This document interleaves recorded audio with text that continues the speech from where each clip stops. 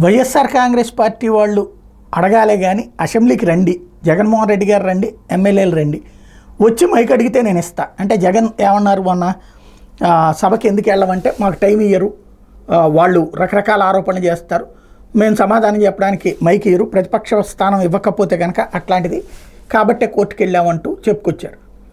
అయ్యన్న పాత్రుడు ఒక bumper offer ఇచ్చారు, రండి మీరు అసెంబ్లీకి, అక్కడ మీకు మైక్ ఇస్తాను, నేను ఇస్తానో లేదో ప్రజలు చూస్తారు కదా అని చెప్తున్నారు. ఇప్పుడు జగన్ తేల్చుకోవాలి.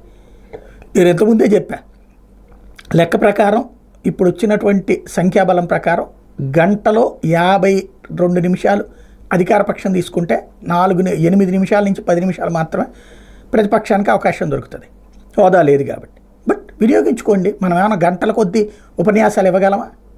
2 గంటలు 3 గంటలు మాట్లాడగలమా? చంద్రబాబు గారికి ఉంది ఆ ఓపిక, 2 గంటలైనా 3 గంటలైనా.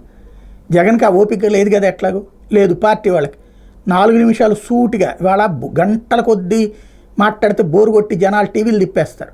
దానికంటే సూటిగా సుత్తి లేకుండా నిర్మోహమాటంగా మాట్లాడే మాట జనాల్లో క్లియర్గా వెళ్తుంది. చెప్పాలనుకున్నది 3 నిమిషాల్లో చెప్పి అవతల పడేయండి, పర్ఫెక్ట్గా రూట్లు సెట్ అవుతుంది. అయ్యన్న పాత్ర ఇచ్చిన ఆఫర్ని వినియోగించుకుంటే జగన్కి బెటర్, లేదు అని ఇంట్లో కూర్చుంటే జనం చేత్కరిస్తారు.